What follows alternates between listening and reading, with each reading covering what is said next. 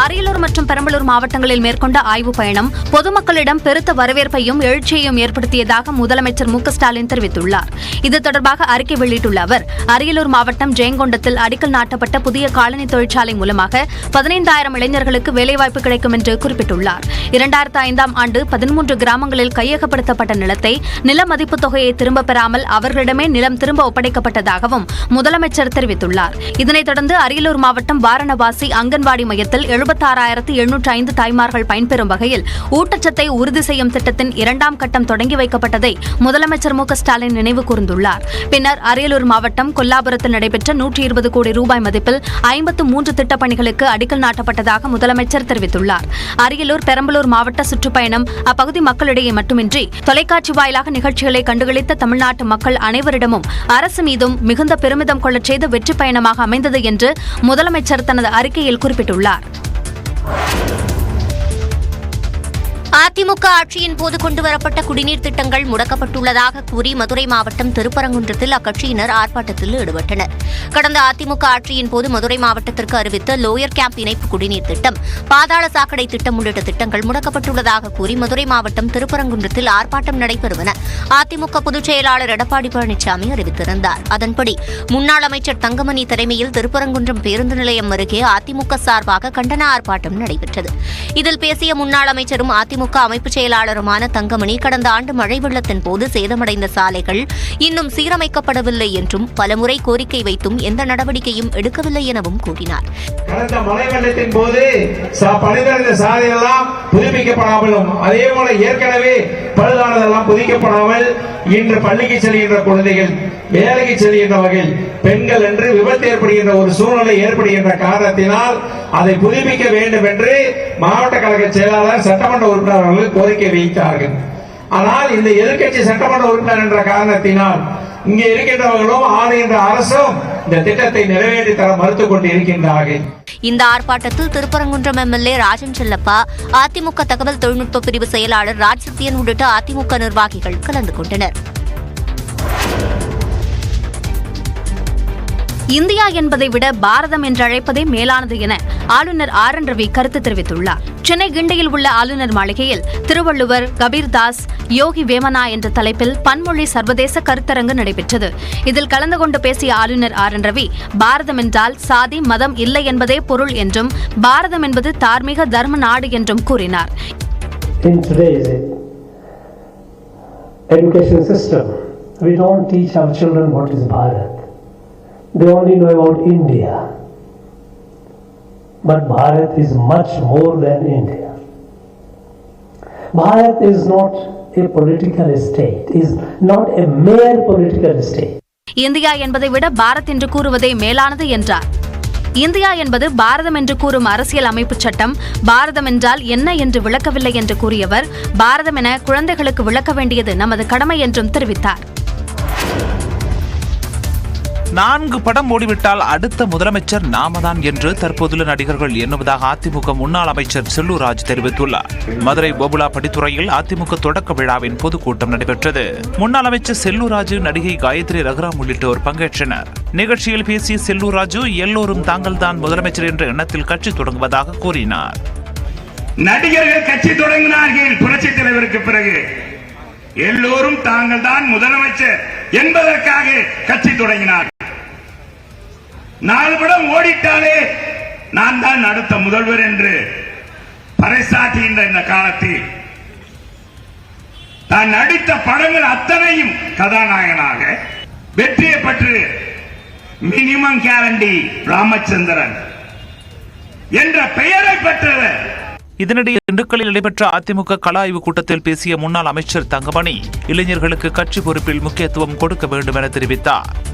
இந்த முறை ஏன் அந்த உறுப்பினர் அட்டையை நாம் முழுமையாக கொண்டு போய் சேர்த்த வேண்டும் என்று சொன்னால், இப்பொழுது நிறைய இயக்கங்கள் வந்து கொண்டிருக்கின்றன. இந்த காலகட்டத்தில் நம்மளுடைய உறுப்பினர் அட்டை செல்லாமல் விட்டுவிட்டால் நம்ம இயக்கத்தின் மேல் ஒரு பற்று குறைந்துவிடும். 2026ஆம் ஆண்டு தேர்தலில் ஒவ்வொரு வாக்கு முக்கியம் என்று கூறினார். தனது இல்லத்தில் அமலாக்கத்துறை நடத்திய சோதனைக்கும் தனக்கும் எந்த சம்பந்தமும் இல்லை என விசிக துணை பொதுச் செயலாளர் ஆதவ் அர்ஜுனா விளக்கமளித்துள்ளார். சட்டவிரோத பணப்பரிமாற்ற வழக்கு தொடர்பாக லாட்டரி அதிபர் மார்டின் மற்றும் அவரது மருமகனும் விசிக துணை பொதுச் செயலாளருமான ஆதவ் அர்ஜுனா வீடு மற்றும் அலுவலகங்களில் அமலாக்கத்துறை சோதனை நடத்தியது. சென்னையில் உள்ள ஆதவ் அர்ஜுனா வீடு அலுவலகங்களில் 2 நாட்கள் நடைபெற்ற சோதனை நிறைவடைந்த நிலையில் ஆதவ் அர்ஜுனா அது குறித்து விளக்கமளித்துள்ளார். இது தொடர்பாக வெளியிடப்பட்டிருக்கும் அறிக்கையில், அரசியலில் நுழைய முடிவெடுத்த போதே தனது தொழில் நிறுவனங்களிலிருந்து அனைத்து பொறுப்புகளிலிருந்தும் விலகிவிட்டதாகவும், வருவாய் ஈட்டக்கூடிய எந்த தொழிலிலும் தற்போது இல்லை எனவும் கூறியுள்ளார். மேலும் அமலாக்கத்துறை சோதனை தனக்கானது இல்லை என்றும், தன் மீது எந்த புகார்களோ வழக்குகளோ இல்லை என்றும் தெரிவித்துள்ளார். அமலாக்கத்துறை சோதனையின் போது அதிகாரிகள் கேட்ட அனைத்து கேள்விகளுக்கும் முழுமையான விளக்கங்கள் கொடுத்ததாகவும் கூறியுள்ளார்.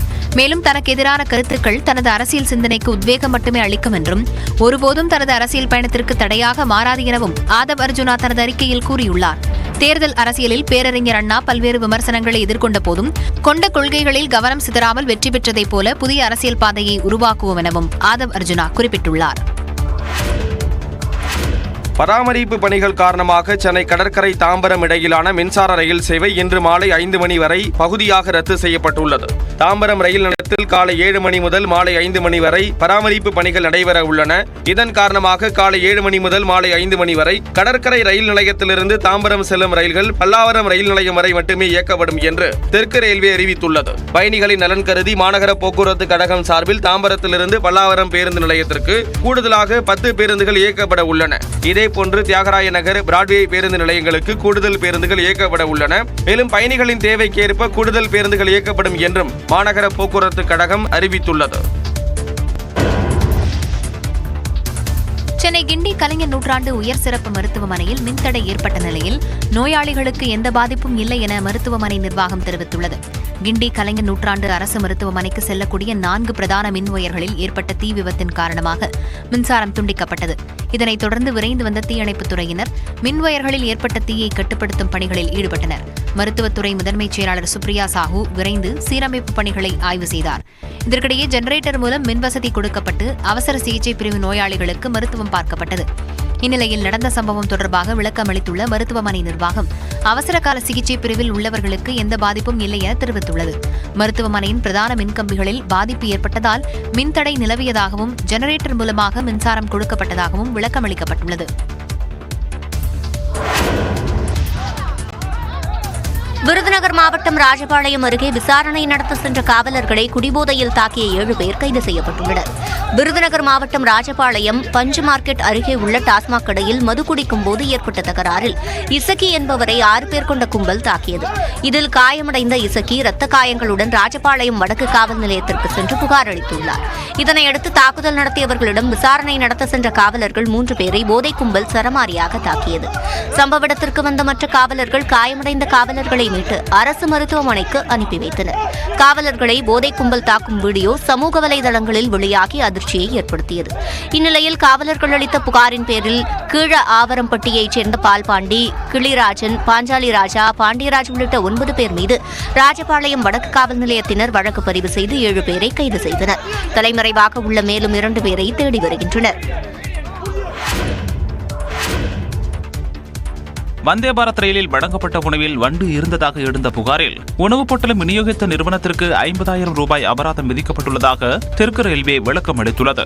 நேற்று நெல்லையிலிருந்து சென்னை வந்த வந்தே பாரத் ரயிலில் வழங்கப்பட்ட உணவில் சிறிய ரக வண்டு இருப்பதாக பயணி ஒருவர் புகார் அளித்திருந்தார். இதுகுறித்து விளக்கம் அளித்துள்ள தெற்கு ரயில்வே பிருந்தாவன் ஃபுட் ப்ராடக்ட்ஸ் நிறுவனத்திலிருந்து உணவு வழங்கப்பட்டதாக தெரிவித்துள்ளது. தவறை உறுதி செய்து பயணிகளிடம் மன்னிப்பு கோரப்பட்டதுடன் உணவு விநியோகித்த நிறுவனத்தின் மீது கடுமையான நடவடிக்கை எடுக்கப்படும் என பயணிகளிடம் முறையாக தெரிவிக்கப்பட்டதாகவும் கூறியுள்ளது.